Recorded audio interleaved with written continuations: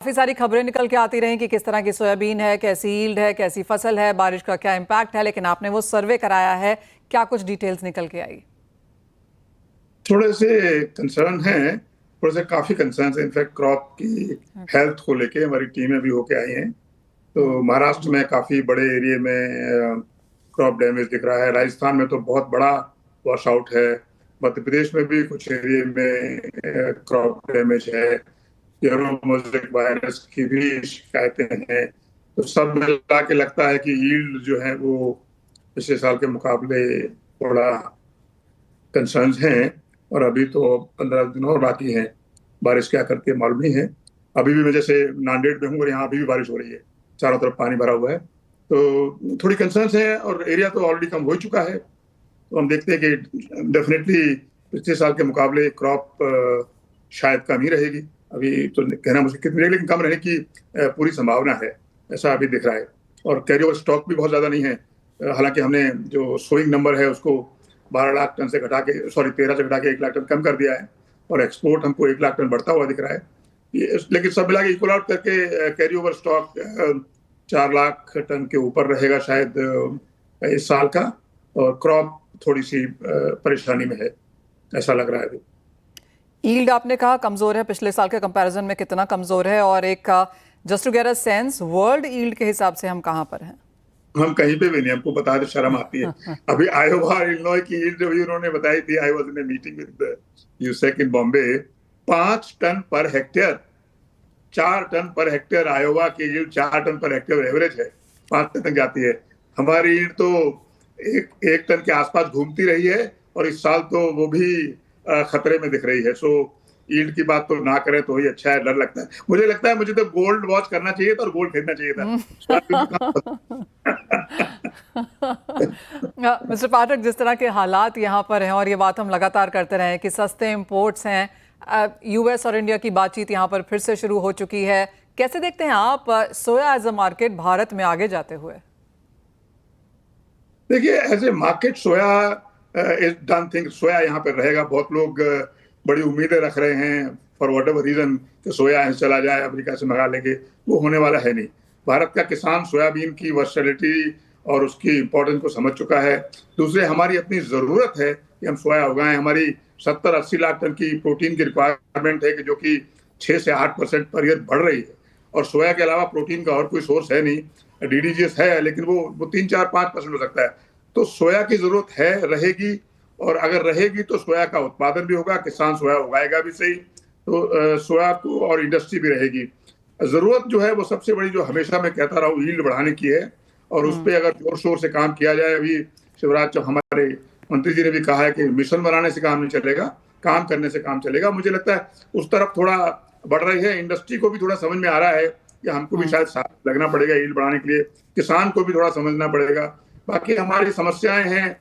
और हम ये जब हम यील्ड की बात करते हैं, हमारी 1 टन है, अमेरिका की 3 टन है, तो हम ये भूल जाते हैं कि हमारा किसान 2 क्रॉप लेता है जी।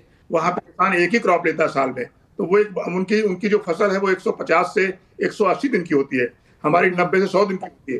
तो ये फैक्टर को साथ में ले आए तो 1 टन को बहुत बुरा नहीं दिखता है। लेकिन 1 टन बुरा इसलिए, कम से कम 2 टन होनी चाहिए, जो कि हम आराम से लेके आ सकते हैं। हमारी जो क्रॉप है, हमारी जो सीड है, उनमें पोटेंशियल है, हमारे किसान में पोटेंशियल है। थोड़ी सी मेहनत की जरूरत है। सीड पे ध्यान दें, इनपुट सप्लाई पे ध्यान दें, और किसान तक एक्सटेंशन वर्क जो है, जो सही प्रैक्टिसेस हैं, उनको पहुंचाया जाए। तो हम इसको आराम से, आई थिंक पिछले अगले 5 साल में 1500-1600 किलो और अनदर 2 इयर्स में भी 2000 किलो बड़े आराम से ले आ सकते हैं, विच इज़ वेरी कंफर्टेबल। हमारी इंडस्ट्री को सोयाबीन भी मिलेगा और जो जरूरत प्रोटीन की है, जो बढ़ती जा रही है, उसको हम यहीं मीट कर सकते हैं।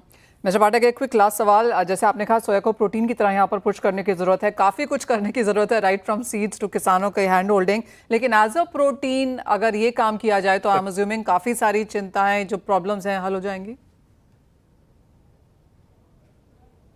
I will be the happiest man Manisha. मुझे बहुत खुशी होगी। मैं फिर ग्रिम नहीं दिखूंगा, आपको हंसता हुआ दिखूंगा। अगर सोया का इस्तेमाल, जो प्रोटीन में अभी सिर्फ 10% है फूड में, अगर इसको बढ़ा के 30% कर दिया जाए, जो कि बहुत आसानी से हो सकता है, जिसकी जरूरत है, हमारे यहाँ प्रोटीन की कमी है। ये सबसे अच्छा और सबसे सबसे इकोनॉमिक प्रोटीन है। और उस पर अच्छी बात यह है कि सरकार थोड़ी जागरूक हो रही है क्योंकि उनको जब बहुत सारा पैसा देना पड़ रहा है किसानों को नाफेड के थ्रू, तो लगता है कि वो सही तरीका नहीं है। सब मिला के उधर उधर बढ़ावे, आई थिंक इंडस्ट्री का झुकाव भी उधर हुआ है। हमने अभी सोपा ने 1 करोड़ रुपए का बजट रखा है सोया प्रोटीन को पुश करने के लिए। हालांकि 1 करोड़ रुपए का बजट कुछ भी नहीं है अवेयरनेस के लिए, लेकिन जैसी हमारी स्थिति है उसमें हम ये शुरू किया है हमने, और गवर्नमेंट भी इसमें लग रही है। मुझे लगता है चारों तरफ का पुश होगा तो सोया प्रोटीन का इस्तेमाल अगले 3 साल में मे बी 20% कर सकते हैं। होपफुल हूं मैं, काफी ऑप्टिमिस्टिक है, लेकिन होना चाहिए, और उसके बिना काम चलेगा भी नहीं। चलेगा भी नहीं। Yes, absolutely. मिस्टर पाठक, बहुत शुक्रिया साथ जुड़ने के लिए और वो सारे के सारे कैलकुलेशंस हमारे साथ शेयर करने के लिए। ऑफ कोर्स यील्ड में यहाँ पर चिंताएं हैं, लेकिन जहाँ तक ओवरऑल क्रॉप की बात है, यहाँ पर एक डिक्लाइन पिछले साल के कंपैरिजन में देखने को मिल भी सकता है।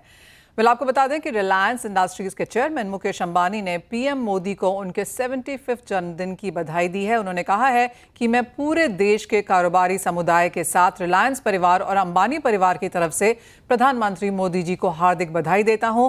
उन्होंने कहा कि ये मेरी गहरी इच्छा है कि जब स्वतंत्र भारत 100 वर्ष का हो तब भी मोदी जी भारत की सेवा करते रहें। Today is a festive day for 1.45 billion Indians. It is the 75th birthday of our most respected and beloved Prime Minister, Shri Narendra Bhai Modi ji. On behalf of the entire business community of India, on behalf of the Reliance family, and on behalf of the Ambani family, I convey my heartiest felicitations to Prime Minister Modi ji. It is not a coincidence that Modi ji's Amrit Mahotsav is coming in Bharat's Amrit Kal. It is my deepest wish that Modi ji should continue to serve India when independent India turns 100. Jivit Sharda Shatam Param Ardarniya Narendra Bhai.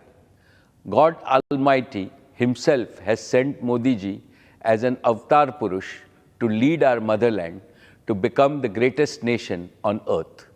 It is my good fortune that I have known him closely for more than 3 decades. I have never seen a leader who worked so tirelessly for a better future for India and Indians.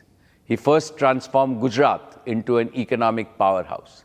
Now he's transforming the whole of India into a global superpower. I join all my 145 crore fellow Indians in wishing our Prime Minister a happy birthday and praying for his continuous good health. Jai Shri Krishna, Jai Hind.